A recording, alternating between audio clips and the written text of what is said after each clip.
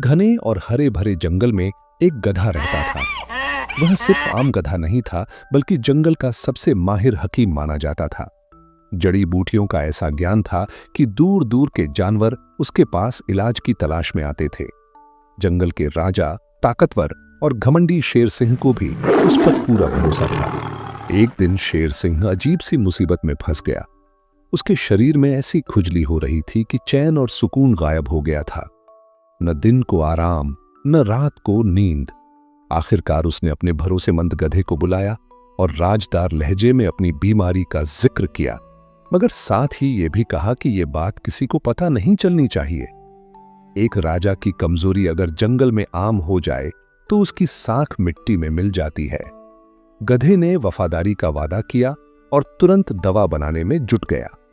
वह दिन में जड़ी बूटियां ढूंढता और रात को चुपचाप दवा तैयार करता, मगर उसे ये नहीं पता था कि जंगल की सबसे बातूनी और चालाक बकरी उस पर नजर रखे बैठी है।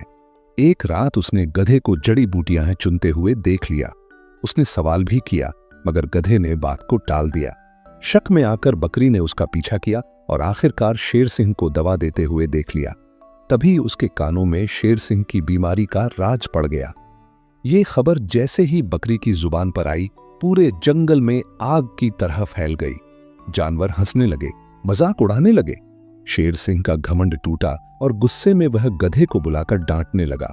गधा बेगुनाह था, मगर वह सिर्फ इतना कह पाया कि उसने राज किसी को नहीं बताया। शेर सिंह ने उसे 1 हफ्ते की मोहलत दी कि पता लगाए यह राज किसने फैलाया। निराश और दिल टूटे गधे ने एक रात एक पुराने बरगद के पेड़ के नीचे जाकर आसमान की तरफ देखकर फरियाद की कि उसे कोई रास्ता दिखाए। उसी पल पेड़ से एक रहस्यमयी आवाज आई, जैसे किसी देवी की हो। वह आवाज कह रही थी कि शेर सिंह कुछ ही दिनों का मेहमान है और पूर्णिमा की रात के बाद वह मर जाएगा। अगला राजा गधा बनेगा। ये सुनकर गधे के दिल में एक उम्मीद जगी। शायद ये मौका था अपनी सच्चाई साबित करने का, मगर उसे ये मालूम नहीं था कि बकरी छुपकर सारी बात सुन रही है। बकरी के दिमाग में तुरंत एक नया प्लान आया। वह सीधी शेर सिंह के पास गई और उसे यही बात अपने बुजुर्गों के सपने के तौर पर सुना दी। कहा कि वह कुछ ही दिनों का मेहमान है और मरने के बाद स्वर्ग की प्राप्ति तभी होगी जब वह उसकी सेवा करेगी। शेर सिंह घबरा गया।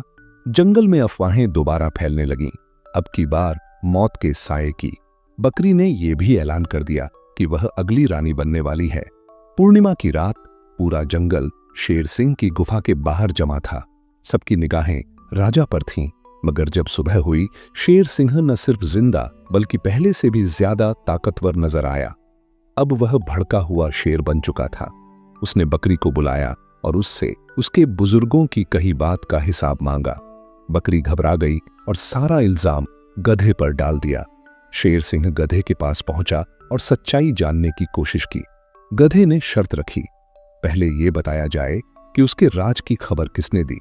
जब पता चला कि बकरी ही सबकी जड़ है, तो गधे ने असली राज खोला।